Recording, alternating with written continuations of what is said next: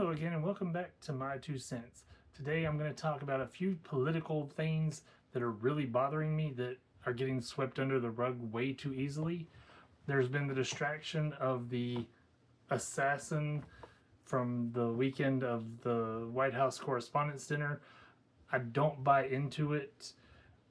I just don't understand how one person could think they could possibly get through the security barricade downstairs into the ballroom, and with all the security you're going to have, of course, the security there to start that he ran right past were not very effective. Other than one guy shooting, they just pretty much sat there until you could tell he had been tackled off the screen. But that's neither here nor there. I'm not going to get into all that. What I am going to get into is the fact that the U.S. has eased sanctions on Russia. And there is a reason that I am getting into this. You can see it right there. It is from Yahoo News. There is the headline. But easing sanctions on Russia is not a good thing. I don't care that Trump says it's to aid vulnerable countries, because I don't buy that he's aiding vulnerable countries, because Trump doesn't do anything that doesn't profit himself. What I do believe is that he is helping our enemy. And the reason I say he's helping our enemy is for the simple fact that, as reported in the Ukraine Times, as I'm waiting for my computer to catch up, the Kyiv Independent, sorry, not the Ukraine Times, the Kyiv Independent. American general confirms Russia aiding Iran in war with U.S. Right there it is, black and white. You can clearly see for yourself. Let me zoom right in on that headline so you don't miss a thing. How are you going to justify easing sanctions on a country that is aiding the country that we attacked? This makes no sense to me. Seriously, we know Russia is not our ally. They're not stopping their war against Ukraine. Our news has forgotten about that war, apparently, because, of course, we are now in a war that we shouldn't be in. And the reason I say we shouldn't be in is because the man that Trump handpicked to head counterterrorism in this country quit, and within a week said the reason he quit was because the war in Iran was unjustified and unnecessary.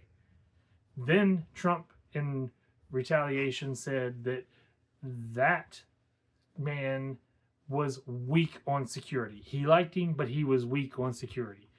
So that begs the question, if you are such a stable genius, why did you appoint someone to a position of security, an important position of security as it is, that you consider weak on security? That's a failure of the president right there. To put someone that he knows is not good in the job as his pick for the job. You can't defend that. I know the Trumpsters will try, but there is no defense to that. He picked someone he said was not qualified for the job of counter-terrorism head. But that's not the only part we have to worry about, because, as I mentioned earlier, the attempted assassin last weekend at a function for the First Amendment and trying to celebrate the First Amendment has caused a backlash where they don't want someone to have the First Amendment, being Jimmy Kimmel, claiming that his joke, which was just a joke, whether you liked it, thought it was funny, didn't think it was funny, it was a joke, was then used as fodder by the Trump regime, saying that it was an incitement to violence. It wasn't. Nobody took it that way. The only people who would take it that way are people who are already deranged and don't need to be called to violence because they're prone for it. But now, because of that attack, Republicans are trying to fund the ballroom with our tax money. Why? Trump promised that this ballroom would be built by private donors. Of course, when he said that, we all on the opposite side said that's not going to happen. He's not going to fund it with the private donors. The numbers kept changing, and it actually, the first number, if I'm not mistaken, was the exact same amount that he said that he was forced to pay E. Jean Carroll, $300 million.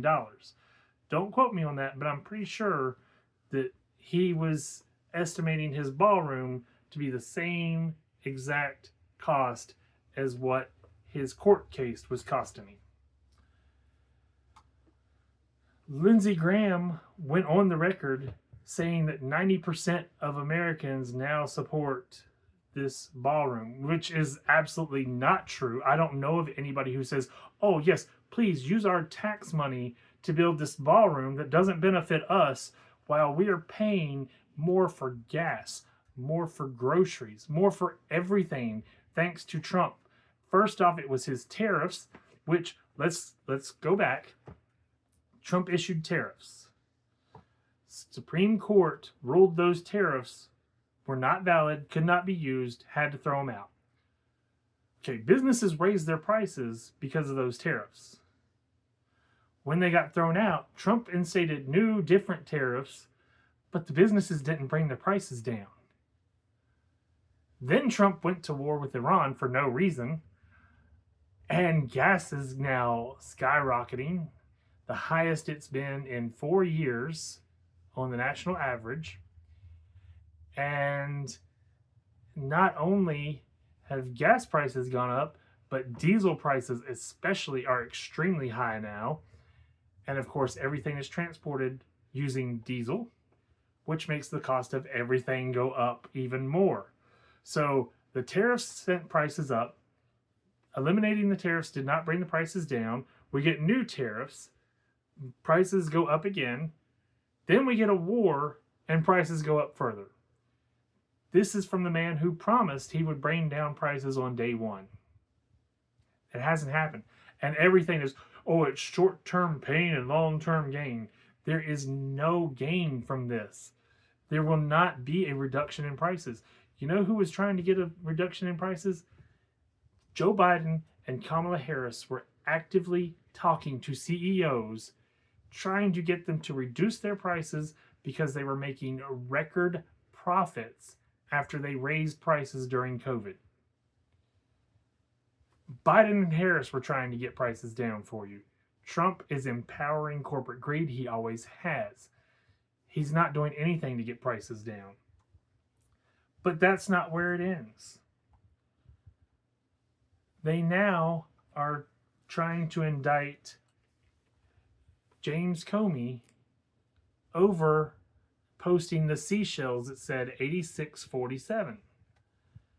However, they are ignoring that Jack Posobiec and Matt Gaetz and Pete Hegseth himself have all posted different things saying 86.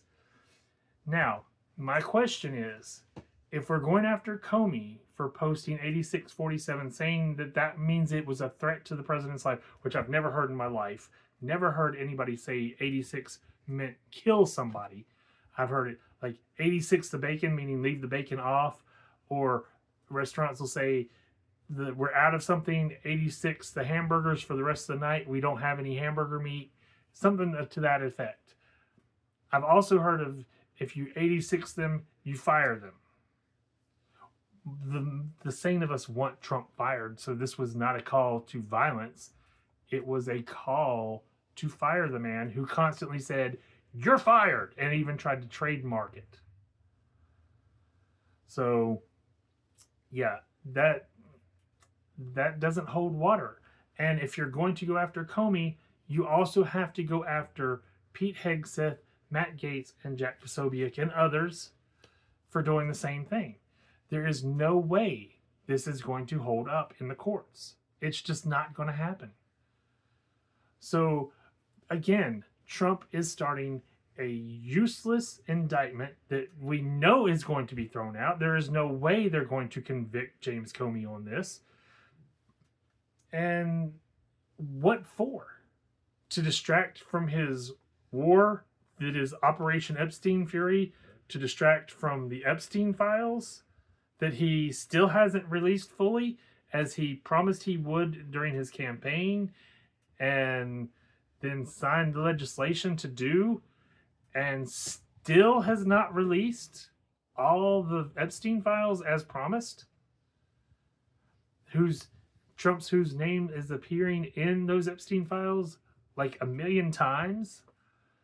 And then all of a sudden this week, a story breaks from ABC News, at least, that the New York Times claims Epstein's former cellmate has a suicide note from Epstein in his file in the jail. Why wasn't his suicide note made public prior to now? Like, even if he gave it to the warden to keep in his file, as it was saying, why didn't the warden make it public? But we had Epstein, who said he wouldn't kill himself, he was not suicidal, who was found hanging in his cell that just happened to be at the point in time the cameras malfunctioned. And of course, the Trumpsters blamed the Clintons from the start. But the Clintons had nothing to lose at this point. They were not in office, either one of them. Trump was. Trump has a lot to lose from these files coming public, and he makes it obvious that he's guilty by his actions. Remember how he called Lauren Boebert and tried to get her to remove her name from the petition to release the Epstein files? Yes, it's all cyclical. He is just going round and round, trying to cause distractions. We're not forgetting. The proof is on the internet. You can't get away from it. This is why we need to vote blue in the midterms, because, again, the Republicans are trying to take away more voting rights, as the Supreme Court just struck down race as a barrier for voting. Of course, I've seen a map which really hurts Republicans in the Electoral College, because that will turn, if they change the districts not based on race, it turns the districts blue. So that might be a win. Hopefully it's a win. The problem is we are so screwed right now from Trump's actions, and his supporters keep supporting him simply because he hates the right people and they think he's owning the libs, so they don't care anything about what he's doing to hurt them, as long as they think he's going after the people they hate. That's the sad state of affairs we're in. Okay, and that's where I'm going to stop. You can look up those 86s. There are actual screen captures online. You will be able to find them. That Matt Gaetz right here. I will show it real quick. This is in the article. You can see Matt Gaetz literally posted 86. And there you see it. So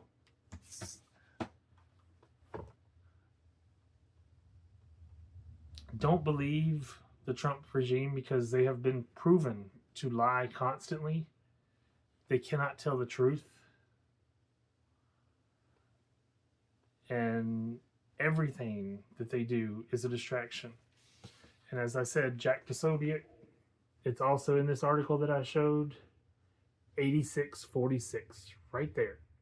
So if 8647 written in seashells is a threat, Jack Posobiec needs to go to prison for the same reason. And I don't know if they have Pete Hegseth's in here, but I'll keep scrolling to see. Apparently they don't. But the headline literally shows 8647 row, old 86 texts. Pete Hegseth right there in the headline. And for those of you looking for it, just so you can see,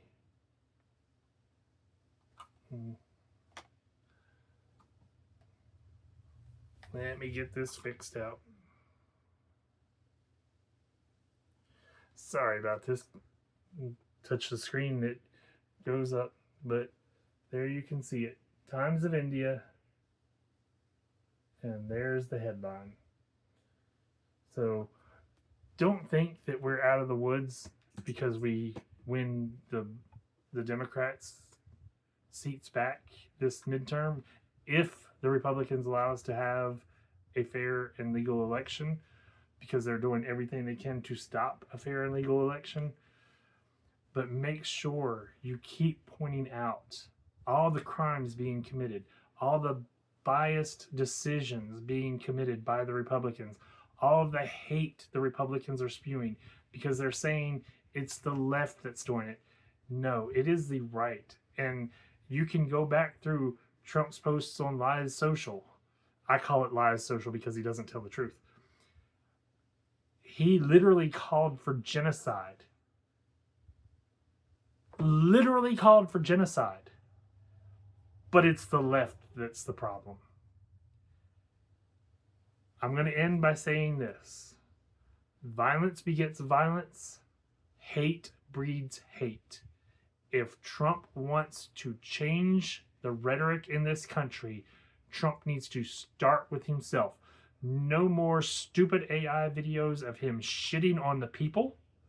No more Robert Mueller is dead. Good, I'm glad posts. He needs to start treating people like people instead of being the jerk that he has been all along. Thank you for watching. I appreciate you. If you haven't, please subscribe and follow. Make sure you set the thing for notifications so you get notifications when we go live. I do a live show with Paul, and I very much appreciate you following. So please stay with me, and hopefully we can get through this mess very soon and move on to better days. Until next time, goodbye everybody.